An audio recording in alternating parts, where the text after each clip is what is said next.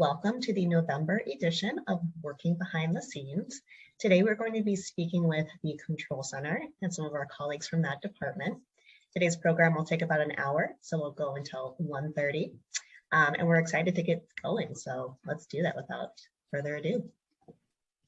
So just a reminder, the way we usually do these, we'll start with some introductions of our panelists from the Control Center.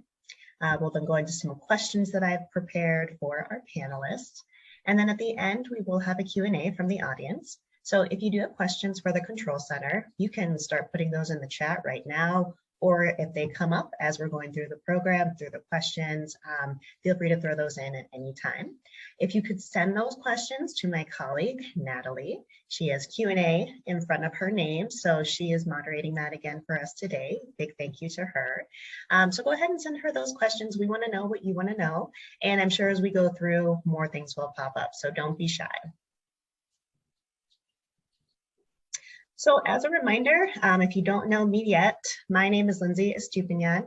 I'm the Manager for Outreach and Engagement in Human Resources, and I'm really excited to lead us through this discussion today with the Control Center. They've got a lot of interesting things to share with us.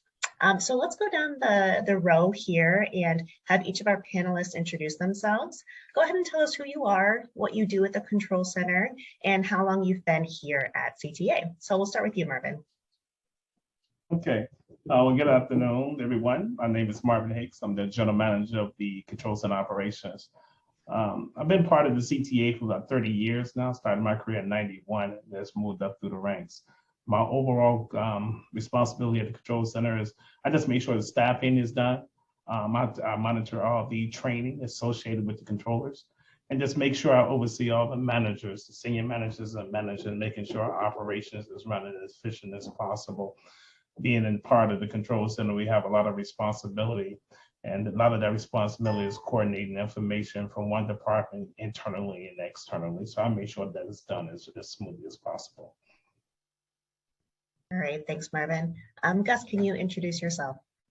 Sure. Good afternoon, everyone, and welcome to our behind the scenes segment here. Just to echo a little bit of what Marvin mentioned, part of my responsibility is, to oversee everything that happens here, right? There's a lot that goes on at the Control Center, and there's a lot that we have to speak to about our actions and lack thereof. But that's primarily, in a nutshell, what we do. I've been here 25. I'm getting ahead of myself here. 25 and a half years. Been at the Control Center on and off quite frequently throughout my career in management. And, I really enjoy being here. Great, thank you. And Tanisha, can you introduce yourself?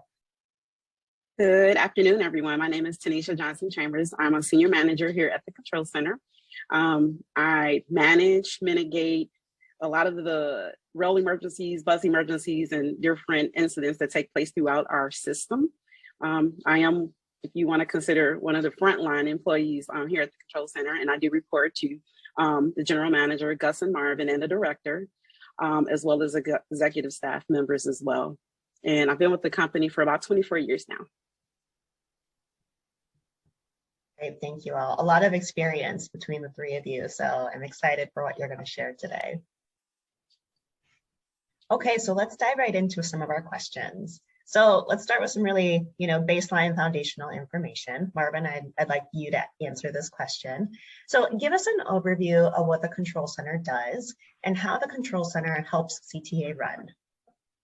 Ooh, okay, that's a long list of things, but let's start as best as possible.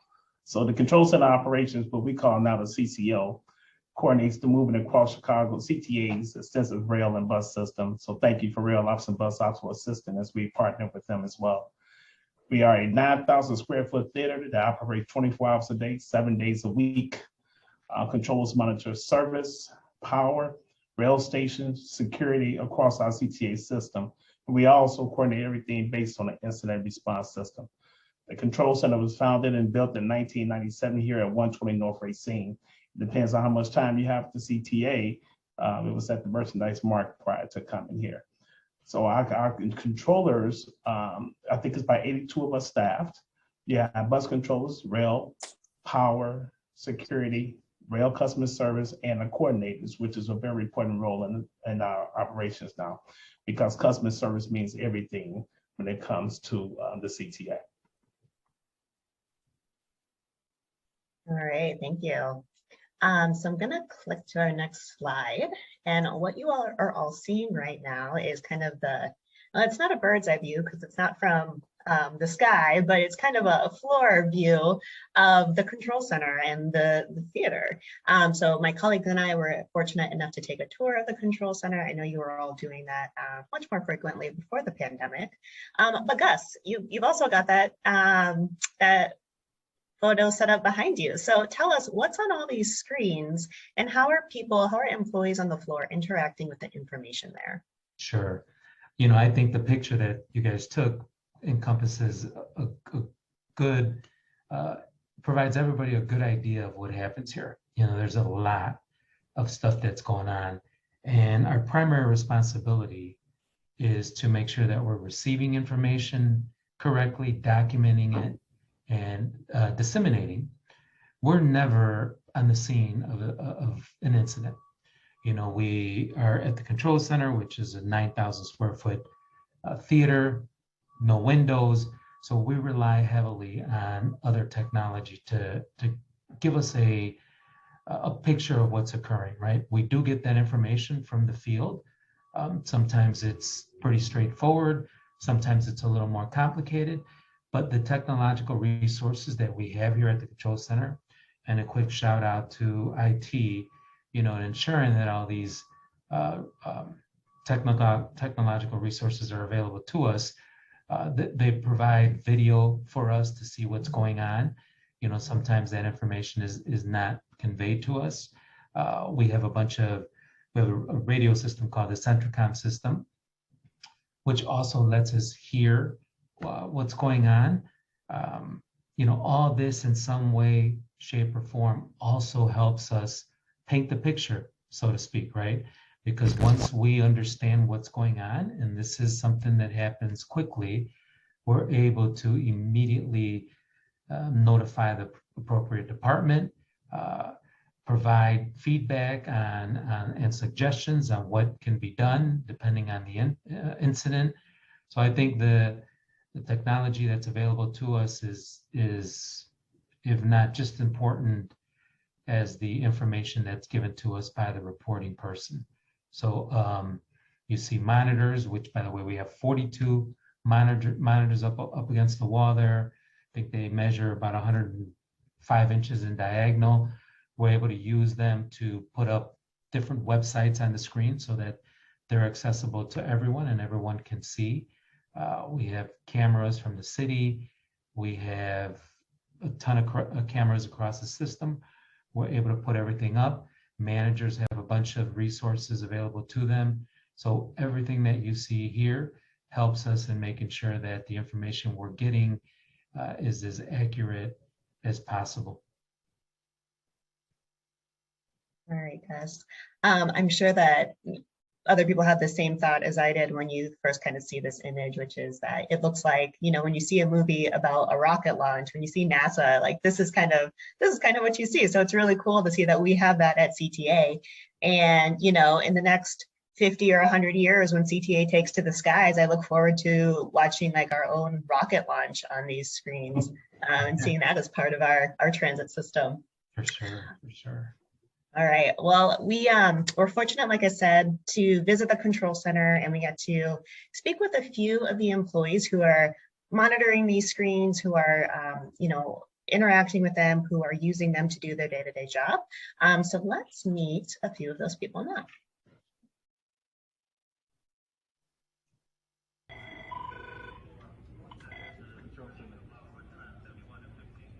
My name is Bridget Fortson, Fortson. I've been at CTA 18 years now.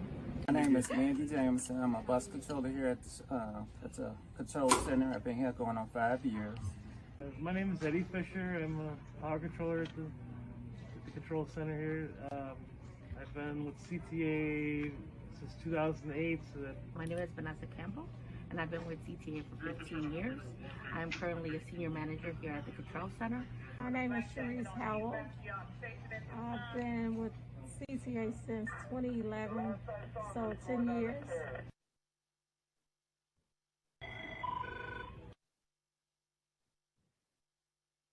All right, so we had super brief introductions with a few of the people on that team. And I know Marvin said there are about 80 members or over 80 members of the Control Center team. So obviously those are just a few faces who represented a couple of the different positions that are housed at there. So Tanisha, tell us, clarify for us or confirm how many controllers are there? And then what are their different types of roles? What kind of controllers do we have? And then how long is their training? What does it take to be a controller? Sure. Currently, we have approximately 74 controllers and 4 communication coordinators that are on staff at this time. The bus controller training is approximately 8 weeks long. The rail controller training is 8 weeks as well. And then we have the power controller training. That's a little bit longer, a little bit more extensive. That's 11 weeks for their training. And then we have the rail customer service. I think I touched on that already. That's 8 weeks along with the communication coordinators. Their training is 4 weeks long. All right, and can you kind of tell us, can you run down the list of like the different types of controllers and just kind of briefly say like what each of them does, what they're responsible for? Sure. So I'll start with the power controllers. The power controllers, they briefly, well, mainly are responsible for removing power. They don't only remove power and restore power when we have any rail emergencies, but they also monitor any emergency exit doors and also responsible for dispatching different technicians to different facility locations. We have the communication coordinators. They are our employees that are responsible for communicating with our public. Anytime we have any rail service delays, any reroutes along a bus routes, they are responsible for communicating to the public just to keep them abreast in the event they want to take an alternate route.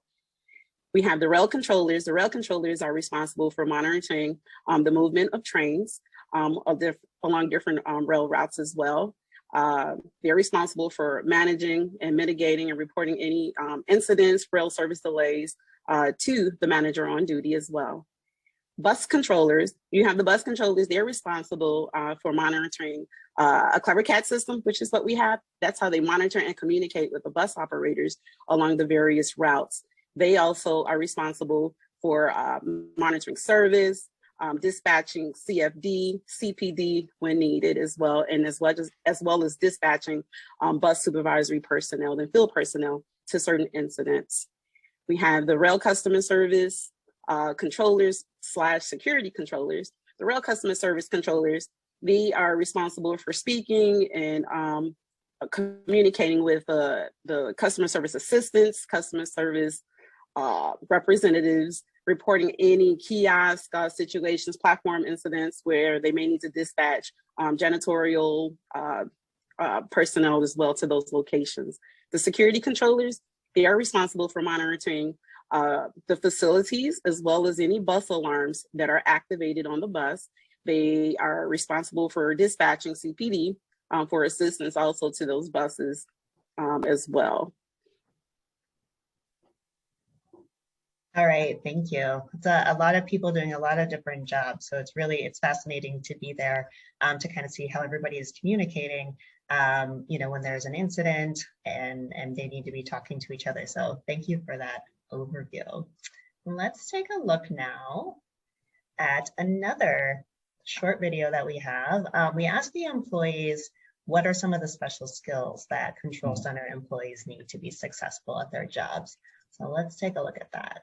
Oh, I missed some of my slide cues.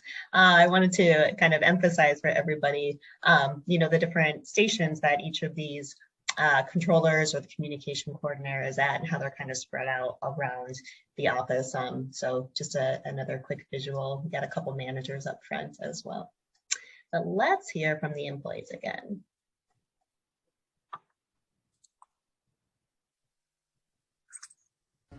You need to be patient. Patience is the number one. patience, kind, and be able to listen. You have to have patience because, like I say, you're dealing with not a new operator, so you have to have patience. You can't, yeah, it gets frustrating, but you have to remember they're new and they don't have the experience or skills that you do. So you have to exercise patience. Sympathy. Yeah. You have to have sympathy. You have to have empathy. You have to have typing skills. You have to be able to speak.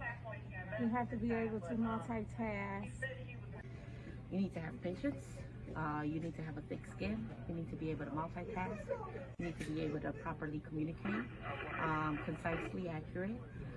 You need to be able to type, report writing, and just be able to restore service. Know the system, in and out.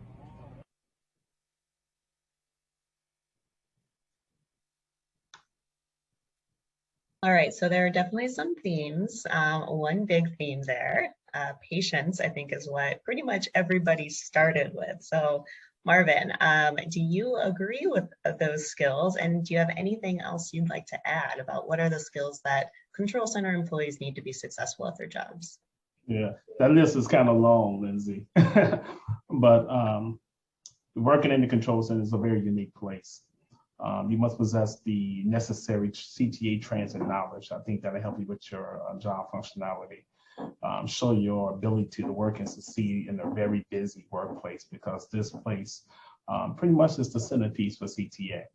You need to have the ability to multitask, and everybody says, okay, is that such a thing? It is, because you will hold 2 or 3 conversations at the same time, and then your ability to come back and understand what you just gave this person means a lot. And then, unfortunately, as a result of that, the environment does become stressful. It's a stressful environment because you provide instructions. These are safety-sensitive jobs that, because we instruct employees to do certain things, we use a lot of systems that assist us. So, I mean, that you will learn that part through training. I guess this is how I plug in to grab people on board. That's right. But it's a very unique environment, makes your day go by fast. Your knowledge of bus and rail system is really a plus.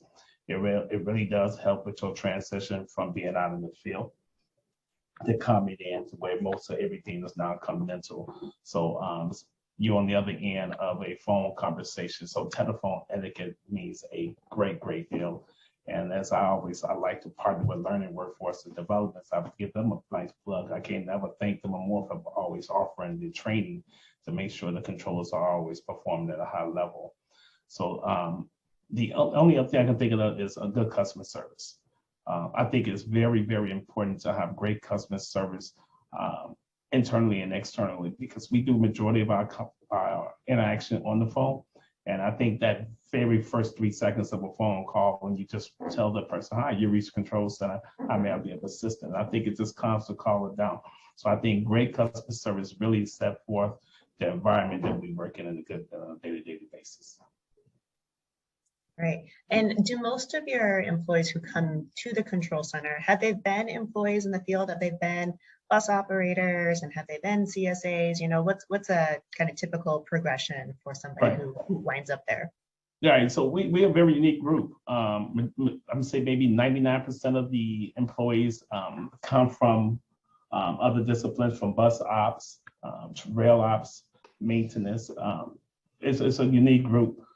We've had outside candidates to come in and jump on board, and through training we get them up to where they need to go. So if you're a bus operator, you're listening in, yes, you got an opportunity. I'm a former bus operator myself, and I've worked as a supervisor, manager in the field, and now I'm here as a general manager control center. So when you come into the control center, coming into CTA, I know I did when I first started, I didn't know this place existed. I just knew I was supposed to pick up the phone on the bus if I had an issue. And there was this person there that was giving you instructions on trying to mitigate some of the things you're going through. And now it just feels good to be on the other side of that. And now you're the person that's giving out that good customer service. So you do have an opportunity, and all of the different skill sets do make up the control center operations. All right, thank you. All right, so next question is for Gus. So tell us, Gus, what are some of the ways that the control center gets alerted about emergencies or other situations? And then what kinds of information come into the control center that drive the work that happens there? Yeah. My apologies. So yeah, there's a number of ways that we receive information. You know, everybody has a two-way radio out in rail ops management. So we receive information first and foremost, usually by two-way radio. CTA phone, right? Every station has a phone, every station has a radio. We receive information that way. Operators have subway phones on the red and the blue lines. Sometimes we get phone calls through personal phones. Our CleverCat system has something where we can receive information through silent alarms that open up a video camera feed and then a covert mic, right, where we're able to hear what's going on. The THC on a bus also gives us information by an operator pressing a button and then giving a CAN message to the bus controller. We have thousands of cameras out there. We constantly monitor cameras and we can receive information that way, you know, and some of these are non-emergencies, but a good number are also emergency situations, right? So we have to be aware of that. We have laser intrusion alarms in our subway that when triggered, we're alerted to that and we're able to see what's going on. And then just outside agencies, internal and external customers. What we do with that information is we first and foremost document it, right? All of the documentation that we have here is considered a legal document.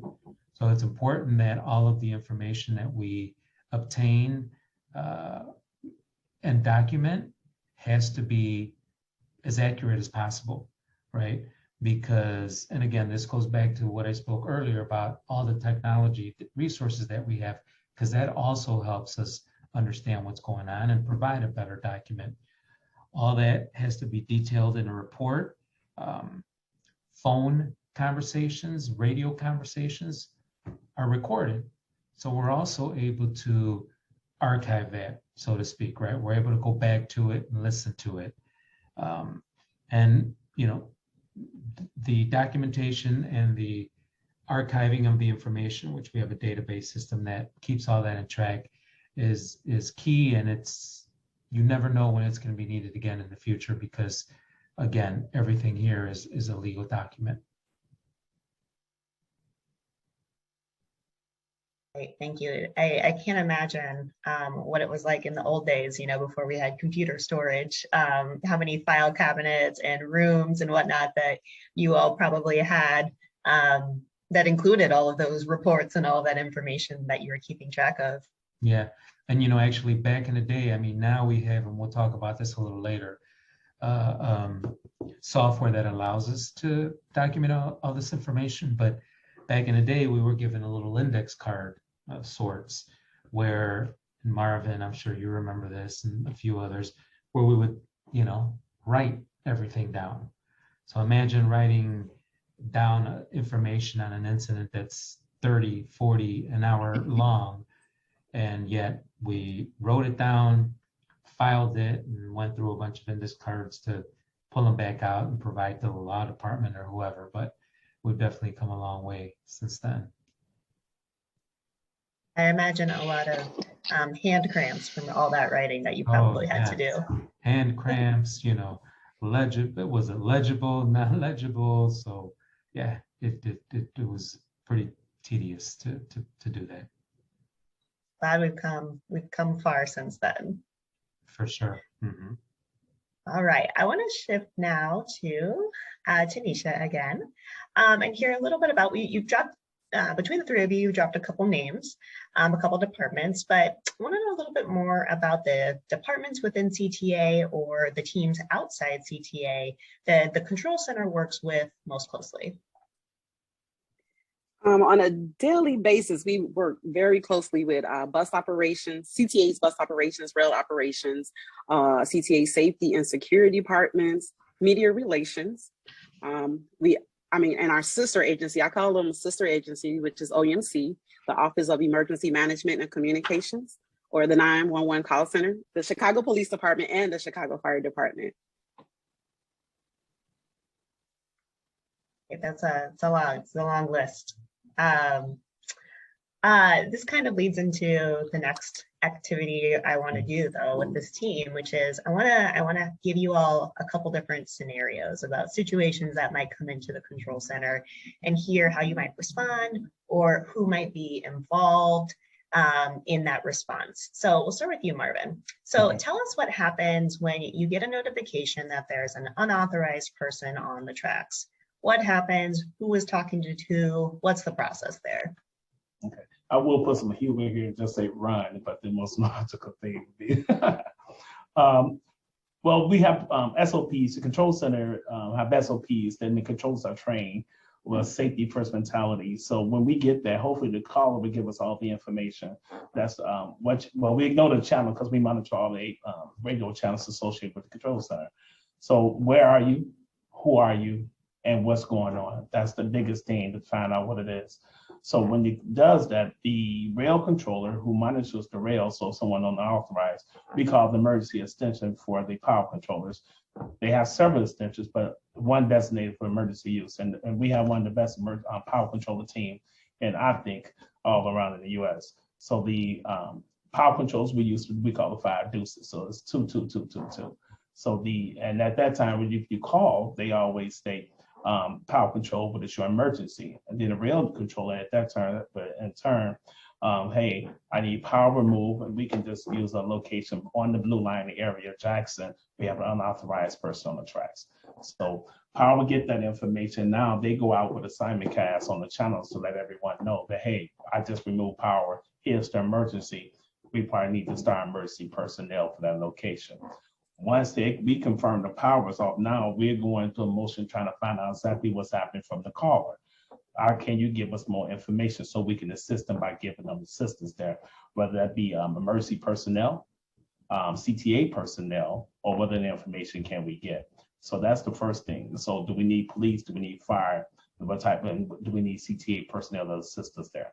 That's the first thing. The second thing, they've notified the manager on the scene, with the manager at the desk. The manager at the desk is pretty much the person that oversees the operations of the control center theater. That's the background that Gus is in Gus's background. That's the manager's job.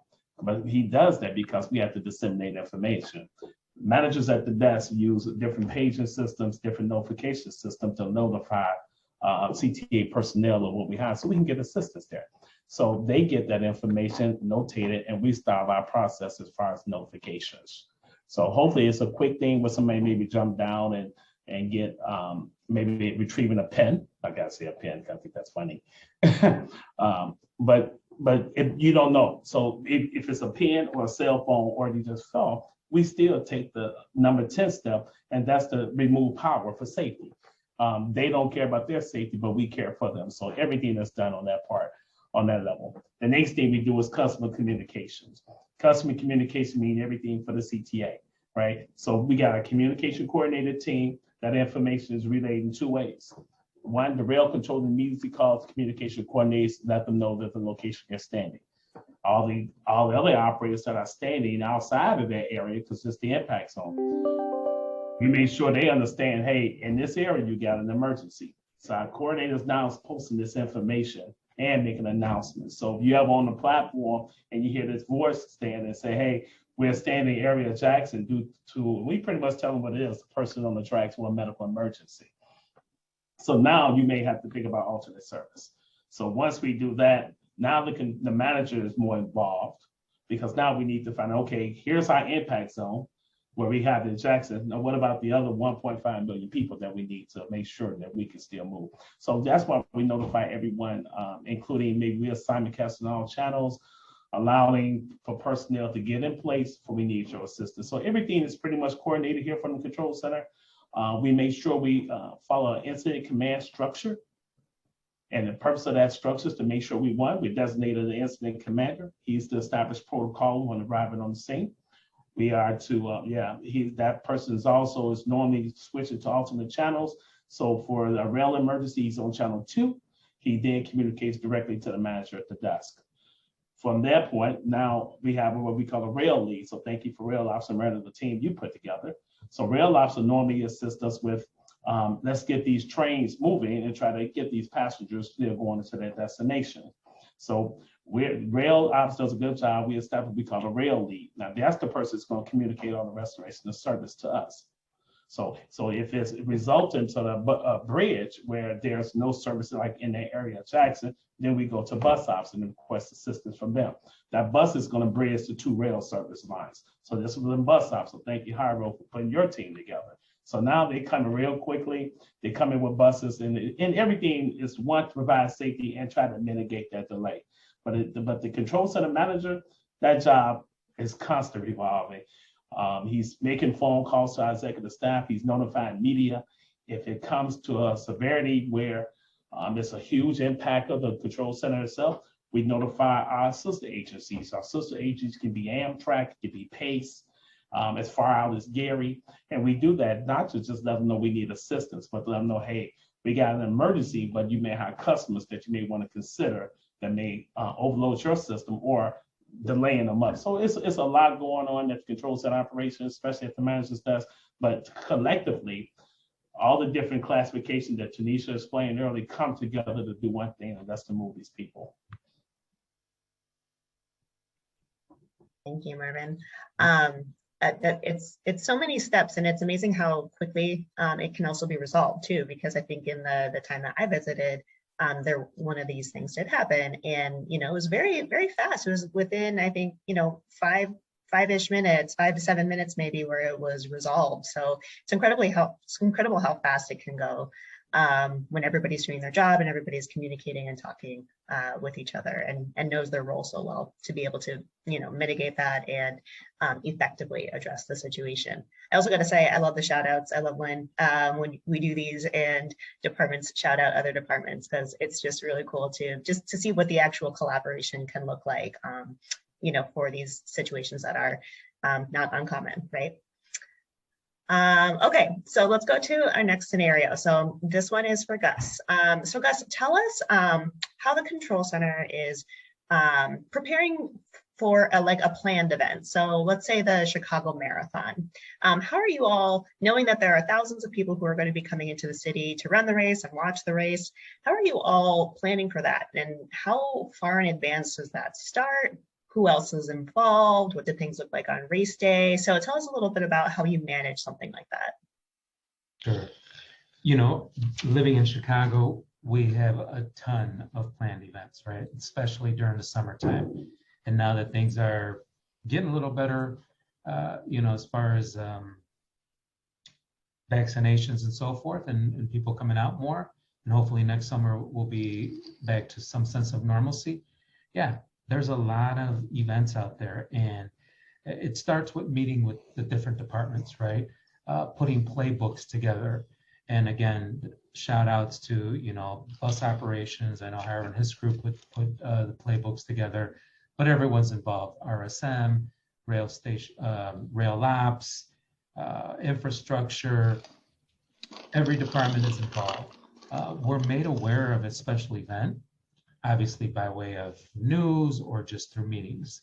For us, it's very important that we understand the magnitude of the event, how many people are going to be attending, making sure that we're having camera feeds at those certain locations so that we're able to see what's out there.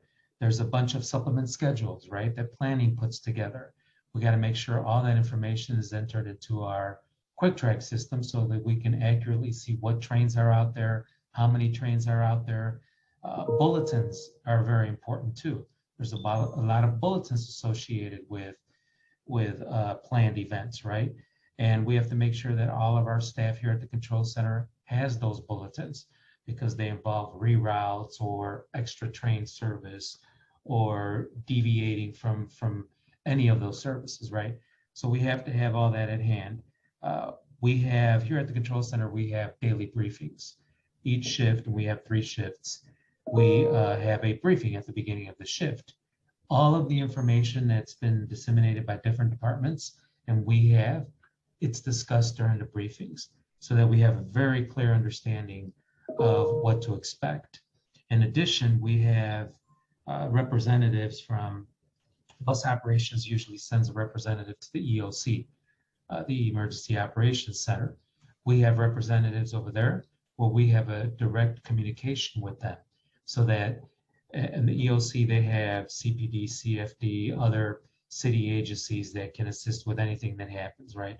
So we have a direct line that we communicate with them so that we can quickly relay information to them, and then they can quickly relay information to us. At times, when depending on the size of the event, we activate the situation room. I know we showed you our situation room here, and that's when we bring different execs from different departments that we get together, and at least by them being here, we're able to get the information as it develops firsthand, right? And then we can immediately respond to that. The situation room is usually activated by the chief transit officer and or anyone above him, the president's office and so forth. But that's also very helpful when we do that, because we have the key players there with us that will aid us in making the right decisions. We page a lot of the information, right? From when the special event begins, the progress of the event, up until the conclusion of the event. And then when we have an all clear from bus service management, from ops personnel. So we're primarily responsible for letting everybody know when it begins, where it's at throughout it, and then when it ends, right? Because when it ends, then everybody understands, okay, now we can kind of cut back the extra staffing that we have in the field. Here at the control center, we also staff heavily for special events. We have to have a good number of rail controllers, bus controllers, communication coordinators, rail customer service controllers, power controllers. So we staff heavy too, because we're now getting a whole bunch of people congregating in one place, right? Whether it's a concert, whether it's a July 3rd, 4th festivity, Pride Parade, which has increased tremendously over the years, kind of taking a break right now, but our responsibility is immense in the fact that we have to know what's going on and we have to disseminate that information. And then be prepared for any service disruption, right? When you have all these people out there enjoying themselves in a wonderful event provided by the city, we have to be prepared to react on something that can happen, right? That can have a disruption on rail or bus service. And we have to be quick, right? Because we have to make sure that the customer knows what the impact is and what options they have. And we've spoken about the communication coordinator as well, which is where their responsibility in the event something happens to communicate that information to our customers via PA systems and various electronic mediums such as emails, tweets, text messages, and we post to our website. So it's a pretty big, complex, process that we put together here to make sure that the event is successful, and then that we're prepared for something that may go wrong. Thank you, and I appreciate that you touched on the situation room, because I think that's such an interesting concept. It's an interesting thing to have. Not a lot of workplaces have a situation room, so I think that's one of the fun facts about the control center and what you all do there. Tanisha, okay, this final scenario is for you. So tell us about what happens or what you're kind of monitoring when an unplanned event comes up. So let's take, for example, a snowstorm. Let's say it's been coming towards Chicago. It's been getting, more intense as it's come along. Not that that would ever happen. We're just, we're hypothetical here.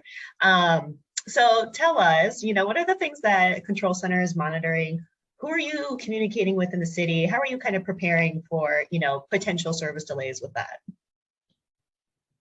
So in the event we have a weather storm forecast warning coming, we're actually, the managers at the desk are monitoring the email along that's being generated. We're receiving emails from Murray and Treadle, which is our weather reporting agency. They also give us a phone call just to alert us that, hey, the snow is expected at this time and it is in full effect, any type of icy conditions. So at that time, we will then disseminate a Everbridge page to the field personnel, and they'll receive these alerts, just letting them know, hey, this is what's going on with our snowstorm forecast.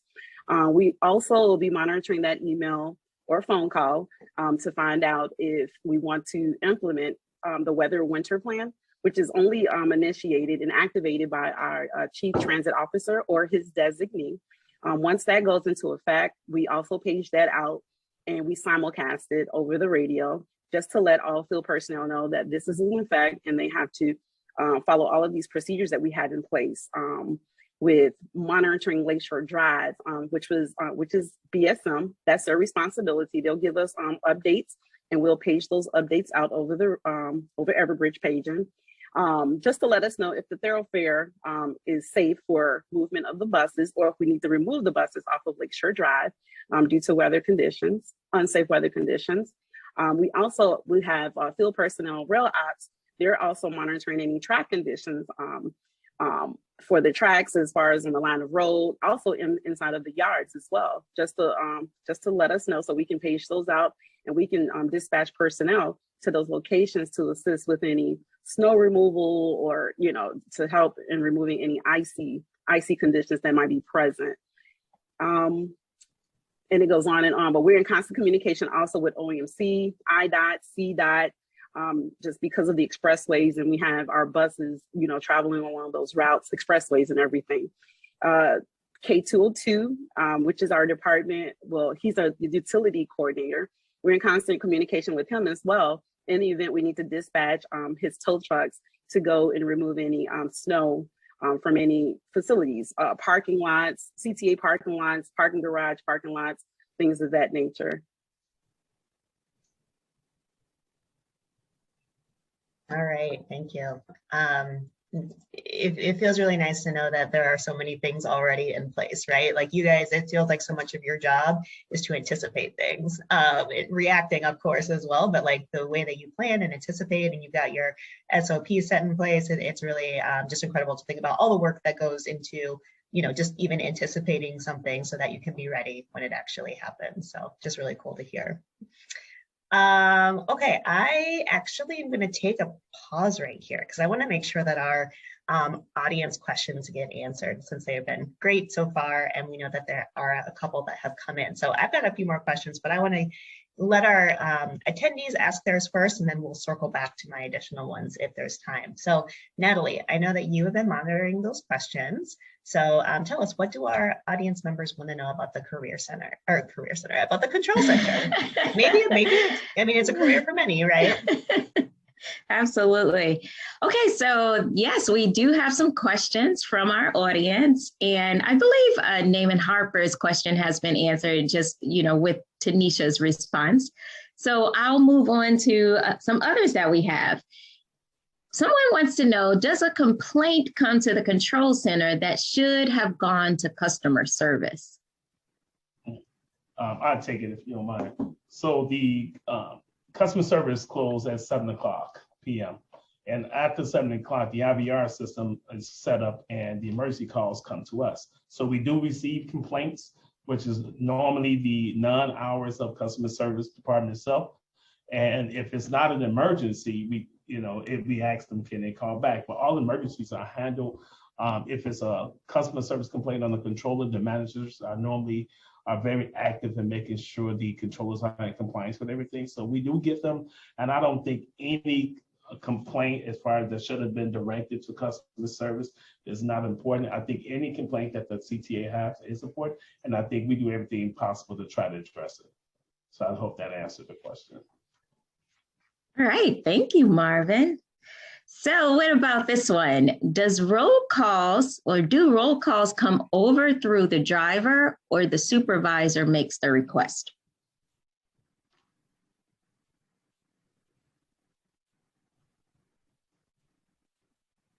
Repeat the question, Natalie, for me. Do roll calls come over through the driver or the supervisor makes the request? So I'll take that question. So the operator will report an equipment defect to the controller, and that prospective garage controller will decide then if a bus order is needed. However, before a bus order is requested, they will actually assign a mobile repair truck that is on the seat in the streets to assist and see if they can rectify that issue. In the event that they cannot rectify that issue, then the mobile repair truck will request a bus order. Okay, so I'm sure that person understands the context of that question. Thanks. Okay, so we have some more. How is mental health handled in regards to witnessing crimes, suicides, etc.? Is that where having quote unquote thick skin skill comes into play? I don't think we get to actually witness it, although there are camera feeds, but we try to make sure we stay in professional all times. We have a department of security and safety that can have any type of live feed or camera viewing in a situation of that magnitude. But the controllers get plenty of training, and we're constantly in contact with learning workforce development to try to improve their training. So, but if there's any type of concerns for like mental health or something, we'll reach out to the appropriate department to make sure the employees are prepared for it. Great, that's good to know that their well-being taken care of. Okay, so how about this one for you all? Describe Control Center in 3 words.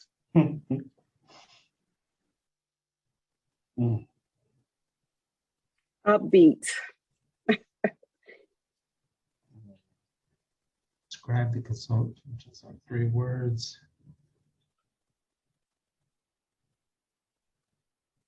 I would say great opportunity for advancement. I truly believe that anyone that comes through the Control Center, whatever they choose to do in their career here at CTA, whether it's stay here or move on, let me put it to you this way: staying here and you learn a wealth of information, because at the Control Center, when things happen or when things are not happening, you're learning every aspect of our operation. You're learning what buses do, right? What trains do, what our customer service representatives, customer service attendants do, what our power controllers do, what our communication coordinators do. And I think all that put together provides for a great experience for our customer, but it provides the employee with the knowledge that they need in order to continue to advance. I've always believed that coming through the Control Center makes you better prepared, to deal with anything when you leave the Control Center, right? And I'm not going to say that you have to come here to be successful anywhere else, but I do believe that what you gain here does give you a great, a bunch of institutional knowledge, that will make you very successful, and not only here at the authority, but also when you're done with your career here, any other transit company, transit agency that you work for. I truly believe that being here, and this is kudos to, I know we've given props to a bunch of departments, deservedly so, but I will be the first to give props to all of our employees here at the Control Center, because to do this job is not easy. It's not easy, but it can be done. It can be perfected. And I know a lot of our employees here, from managers to controllers to coordinators, have been able to learn through the years to perfect their composure, their patience, their documenting skills, radio communication skills, understanding information, being able to communicate that information to somebody else. I know everyone has done a great job and has grown to really, really be able to put themselves in a position to continue to excel anywhere. So props to our Control Center employees. Yes, many props to them. And Gus, you mentioned something that leads us to a question that someone had. What is the most difficult part of your job? I think being prepared for anything, right? Being fully alert of everything that's going on. Control center environment is tense, right? But I know all of us are able to still kind of have, you know, a good time, so to speak, right? But in that, we're also alert at all times because it's human nature to have conversations with your coworkers, right?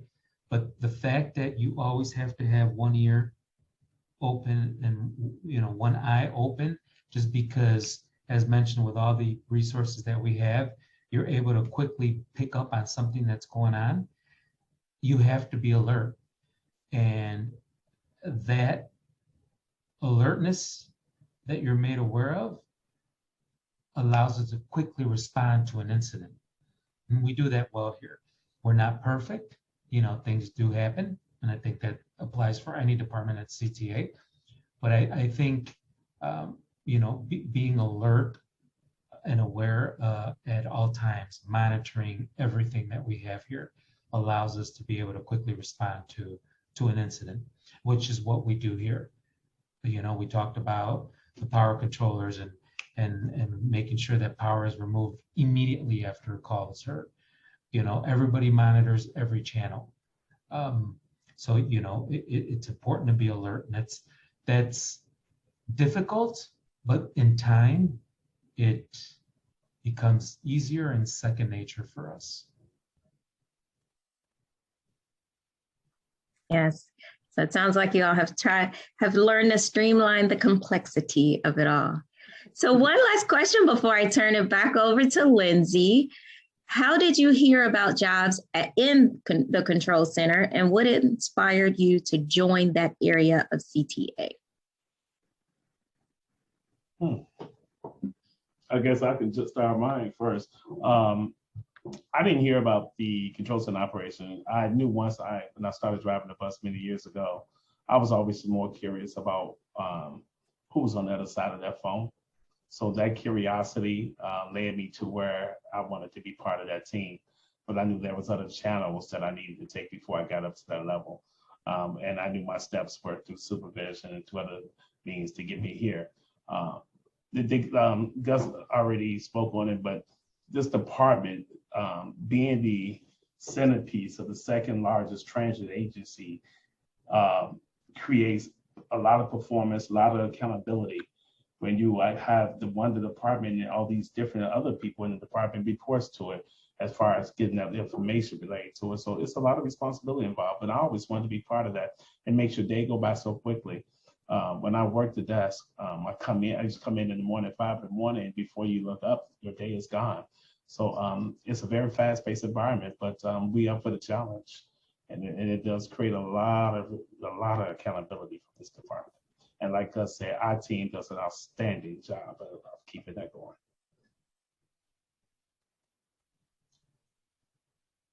I can go next. For me, you know, when I got hired, first I was part-time for a couple of years, you know, while in school. But when I turned over, back then we had what were called combined rail operators, where they teach you everything about from being a towerman, switchman, operator, and so forth.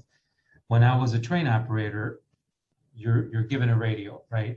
And I always remember listening to transmissions on the radio between operating personnel and the control center, because everything goes through the control center. And I always remember saying, you know, I want to do that. I want to be on the recipient end of the call, right? And being able to help, right? As an operator, you hear everything. As a CSA, CSR, anybody in the field with the radio is able to hear everything that goes on. And it's at that moment when I realized, you know, that's something that eventually I want to do. There were some steps that you have to go through to finally get there, you know, supervision and control and so forth and so on. But I knew back then that I wanted to try it. And, you know, just kept pushing. And then I finally got here. And then wanted to get the heck out. No, I'm just kidding. No, you know, got here and it was challenging, but I knew that it was going to open the door for a bunch of other things. And then on a little side note, back then when I was, you know, younger, I had my daughter and my son, and I knew that for them and for my family, I wanted to keep going within the company, right? That also was a motivating factor for me, but that's my story. And I can say for me, when I first began here at CTA, I never thought, I didn't think this far in advance to think that I would be at the control center. I started out as a part-time bus operator, of course, but I knew I wasn't going to drive a bus for the entire career. So I began tapping into different, positions, supervision. That's where I was like pushed. I'm not going to say pushed, but encouraged to apply for the control center. At the time, my general manager of BSM, he says, well, control is posted. You really should take a look at it. I'm like, nah, I don't think I really want to do that, because just the freedom of supervision, I enjoyed it. I was, all over the city, learning the different areas of the city and just the different routes. I loved it. I just loved being free. And then I finally thought about it after he came to me about 3 times and encouraged me to apply. I applied, ended up in the controller as a bus controller, and I enjoyed it. I just love the upbeat, the multitasking. Just when you thought you've seen everything in the control center, there's always something new taking place. You're like, I've never heard of this. What is going on? But that's what keeps this job so exciting. And that's the reason why I'm still here. I'm made it this far. And I love the control center. Nice. I feel like you all touched all 3, the head, the hands, and the heart of what it means to work in the control center. So Lindsay, with that, I will turn things back over to you. All right. Thank you so much, Natalie. I don't think that there's a better way to wrap up this hour than with all the information you all just shared. So I am going to take us to the end. There's a little bit of information we didn't quite get to cover, but that's okay. I think we got a lot today. So I just want to say a huge thank you to Marvin, Gus, and Tanisha for being here and teaching us all a little bit more about the control center and the work you all do. And thank you to your teams. We know it's a really big job that you all have, and it's a really important job that you have, just taking in all the information, communicating things out as you're also taking things in at the same time. So like literally CTA could not run without you. And I think we all recognize that and appreciate it. So again, thank you, huge thank you to you all. Thank you to all of our attendees who joined us today, who had some really great questions.